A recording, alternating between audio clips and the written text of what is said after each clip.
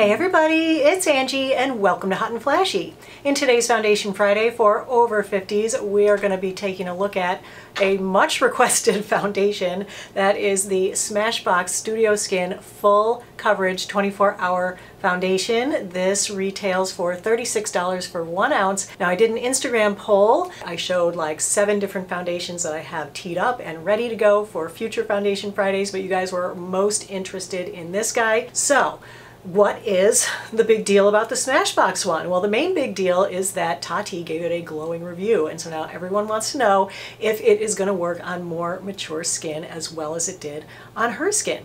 And one big difference to note between me and Tati is that she loves full coverage makeup, and I just don't.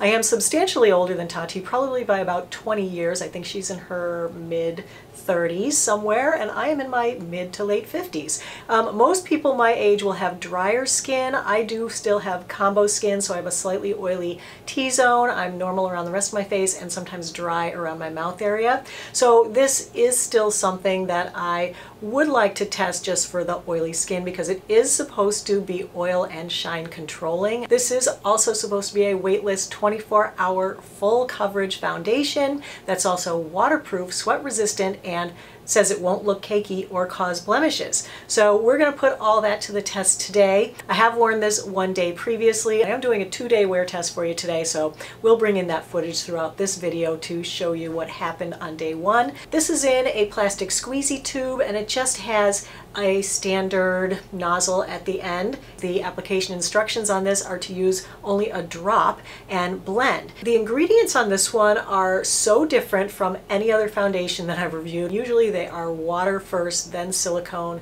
So the first ingredient in here is isododecane. This is something that can be in there as an emollient, as a fragrant, as a solvent. Then the second ingredient is methyl methacrylate cross polymer. This is a film former that absorbs oil. Then there is isohexadecane and then petrolatum, followed by a couple of clays. Those would be like drying and oil absorbing. Then there's a wax, and there are a couple of oils. I have 4 swatches here for you today.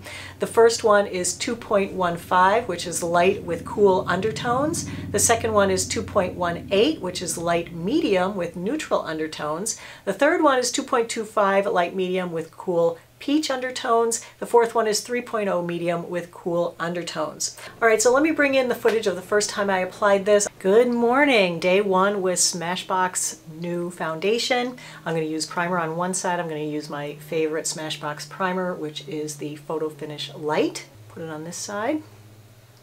I'm really just putting it where I have enlarged pores, and we'll see how it wears with primer and without primer. All right, I've got 2 shades, 2.25 and 3.0. These were selected for me by Sephora according to what I'm a match in some other foundations. This is shade 2.25 and this is 2.3.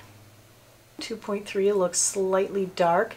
This might be a little bit too warm for me, but I think it's definitely workable. All right, it says a little bit goes a long way, so I'm just going to use about that much. Go ahead and do the sponge side first.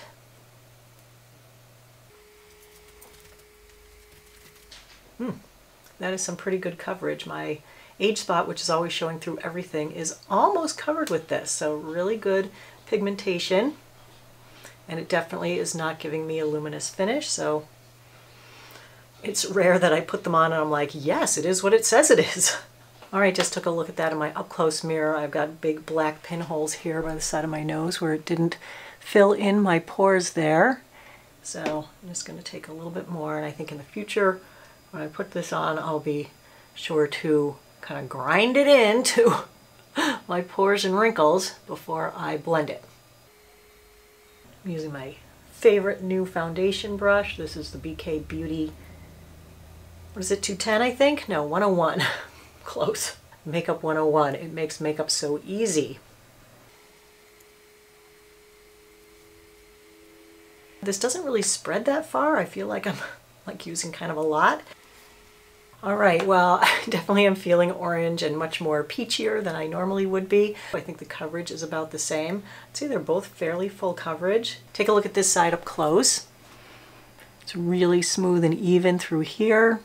Down here on my chin, I don't think I put on enough. I think I need a little bit more there. That didn't really cover and get down into the crevices where I really jammed it in on this side, so need a little more there. They say a little goes a long way, but it's hard to get it to go a long way because of the uneven kind of mottled coverage where it doesn't sink like down into your crinkles if you have crinkles. So I suppose if your skin surface is like perfect and smooth, then a little might go a long way, but on older skin, a little just does not look good because you need enough to really jam it in there. You know, I think the brush actually goes on really, really well. The sponge went on well too. I think the coverage is about the same. I'd say they're both fairly full coverage. It feels not quite dry and set yet. It does still feel a little bit tacky. It's been about 5 minutes. It has already settled in my wrinkles, so that is a big bummer. But as you can see right here, it's settled in my wrinkles there already. And on this side, I don't feel like it's doing anything to really smooth the look of my skin. It isn't a flat matte. It does have a slight bit of luminosity to it. It's definitely like makeup sitting on the surface of the skin. As you saw during the application, it has a hard time getting down into the depths of the wrinkles, the depths of the pores, so you have to add more. That makes it look a little more cakey. All right, and here's the Smashbox foundation with the rest of my makeup done. Color aside, I think it looks nice. It's not giving me a flat matte here with the filming lights, but they do tend to bounce a lot more light around. So I'm feeling like I kind of want to powder my T-zone, but I'm gonna resist because this is supposed to be oil controlling, so we need to put that to the test without having the addition of setting powder up there to see if it really is. So I'm gonna go ahead and leave it. I'm gonna take my vlogging camera out to natural light and show you what it looks like there, because I think it's a little less luminous out there. I think it's more of a regular matte. All right, let's go ahead and do the kitchen light. You can see more that it is the true matte finish in this kind of light. And let's see how it looks up close.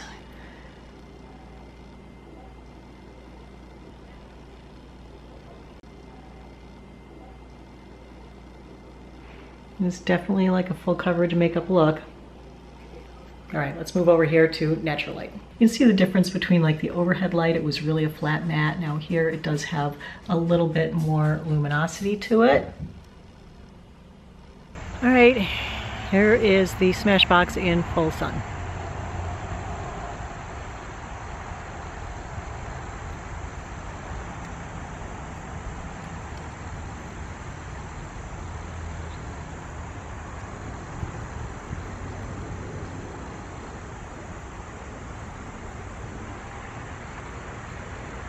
Hey guys, I'm back a little early. It is only 2:15 and the 5-hour check-in isn't for another hour and a half, but I just wanted to show you how terrible this is looking. I was actually just looking at it in my mirror because I was going to decide whether to go to Sephora and get a new shade in this. And I thought, well, let me look at it up close, and if it really sucks, then I really don't want to spend the money on another one, a third one of these to try to get the shade right. And it does suck, and it really is bad.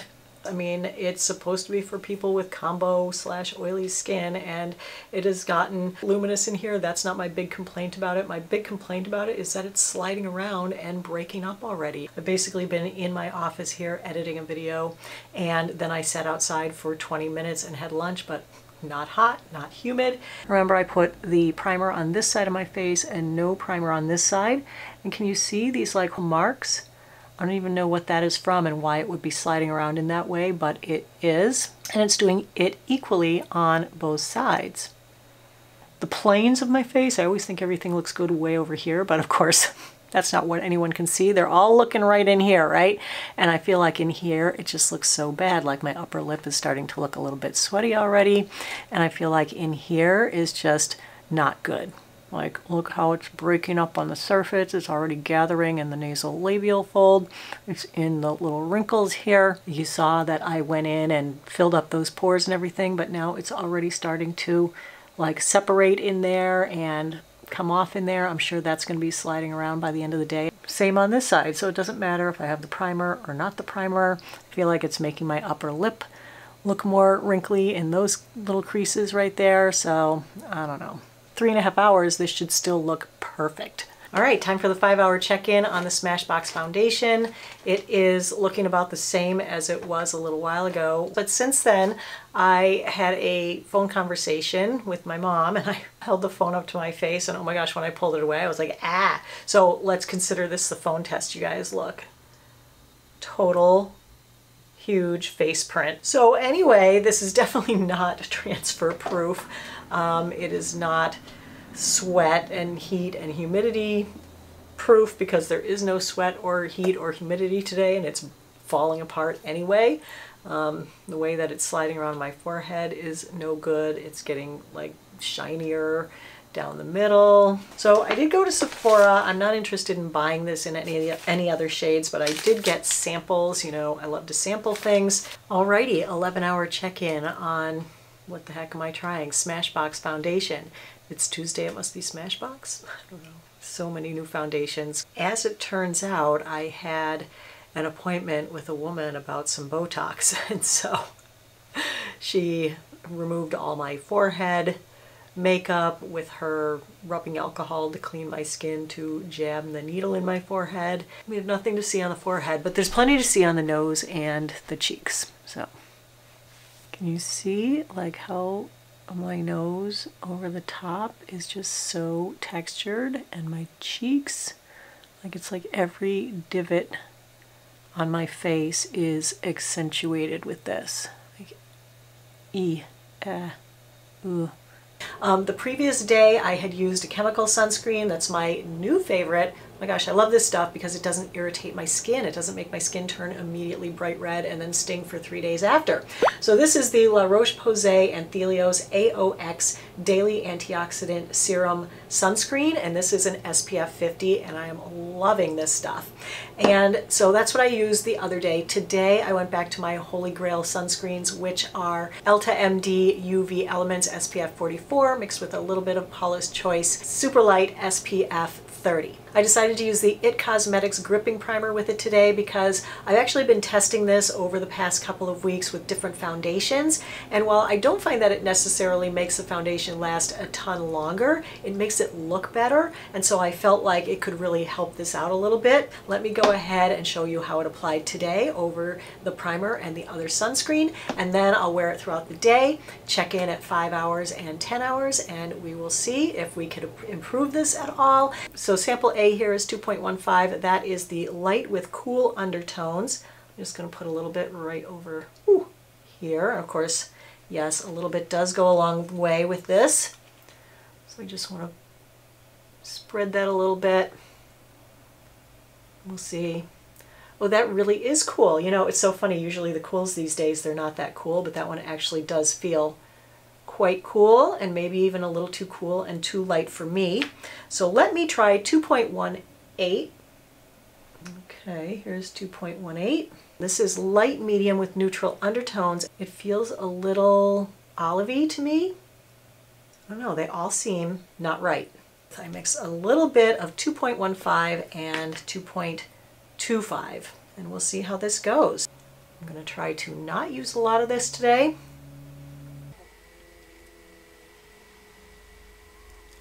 Even with the primer, this still gave me the black polka dot pores, just a couple of them over here on my nose. It's definitely better with the primer than without the primer today. It didn't have that same skipping over all my wrinkles, skipping over all my pores, but it did skip over a few here. So let me just show you those big, nice black pinholes there, but it did cover all this Ripley skin up here pretty well. Unfortunately today it is giving me the little polka dot pores, you know, those little pink polka dots that happen in there. Can you see them? I feel like I am seeing a little bit of pink showing through on the fronts of my cheeks and on the end of my nose, so I'm just going to add a little bit there. Oh, that is just sitting there and not blending in. Holy cow. Let me see if I can get that to blend a little bit better. It says it's buildable. No, I don't really think that this is buildable. I put the makeup on at about noon, so we're going to call noon the check-in time. I had to take a couple of phone calls. It is now 1:30. It was like an hour and a half. We are, as I said, an hour and a half in. It is all settled and cracked in my forehead wrinkles, and I'm not enjoying that. In the center of my forehead with The Ripley skin, I actually don't think it looks horrible at this point. It's not like accentuating the texture. You can still see it. So I really like how it's looking like on the end of my nose, you know? If you guys have a nose like mine, it does not like to keep foundation on it and it doesn't like to look good. So this coverage is really good for the end of my nose. So I like this area of my face right here, and it's already settled and cracked in this wrinkle and making my skin look so much older and so much more wrinkly. I did the flash test. Like, I literally look greasy. And then let me just zoom out a bit so you can see the difference, because really what we're looking for is the bounce back. So yeah, it gives a ton of bounce back. All right, hey, I'm back. It's time for the 5-hour check-in. I have been upstairs building a shelving unit. It's hot up there. I got a little bit sweaty. So looking at it from a distance, of course, I think it looks fine, like I always think everything does on that tiny monitor sitting this far from the camera. But I've already looked at it up close and I am really not happy with how it looks. It's gotten, you know, very shiny, but this foundation just seems to come off on everything it comes in contact with, especially on my forehead. Is it sweat-proof? I don't think so. Is it oil controlling? I don't think so. I mean, this is at 5 hours. 10 hours. Long wearing? Yes. Want it to be on my face for 10 hours? No, absolutely not. This is so shiny, so waxy. One thing I'll give it for an oil absorbing matte is that it's not drying on the skin at all. Very hydrating, very dewy, very luminous. Oh my gosh, look at that shine. Yep. But dang it if it isn't still in place on my nose, right? And check out the forehead. Did I take a nap and this is like a practical joke? I don't know. It's just so bizarre the way it slides around and gets carved up. So let me go ahead with the pros. There is one. I'm going to give it the long wear. Everything else is in the con side. Let's start at the top. The big one, the deal breaker, settles right into your wrinkles. Doesn't wait halfway through the day to do it. Jumps right in there. First thing straight away, it is really hard to apply. I did not have a good time applying this one. Whether it was in large pores or wrinkles, it skipped over the deeper parts, leaving either black holes or darker valleys. I mean, really, this is how I have to describe my skin these days, but what the heck, it is what it is, right? Also difficult to apply because it is not buildable. You try to put it on top of itself to build up a little coverage where you have maybe a little pink showing through, and nope, it is not blending. All right, for me, the look is too heavy, too cakey, too waxy, just too everything. It accentuates texture by the mid to end of the day like crazy. It wasn't oil controlling, it wasn't sweat and heat and humidity proof. For me, this one is an epic fail. I just can't get behind it unless you have really perfect glass skin and you like a full coverage makeup. All right, can we wrap this one up and I can go to bed now? So that is my full review on the Smashbox Studio Skin Full Coverage 24-Hour Foundation. Just a no-go for me. If you really like a full coverage matte, I'd say the best one that I used was the Urban Decay All Nighter. That one was great. I loved that one. It wasn't my cup of tea, but I thought it looked great the whole day. That was really good. Another thing that's fairly full coverage that I really love is the Estee Lauder Double Wear. That's a really good one. A not full coverage, but matte that is smoothing on my texture, lasts all day, doesn't get shiny, is my Holy Grail foundation, the Chanel Ultra Le Tint Velvet. That's a great one to try. So lots of other options out there besides the Smashbox. So if you found the review helpful and informative, go ahead and give the video a like. Don't forget to subscribe to my channel. As always, I thank you so much for your time. Really appreciate your watching. So have a great day and I will see you in the next video. Take care, everybody. Bye-bye.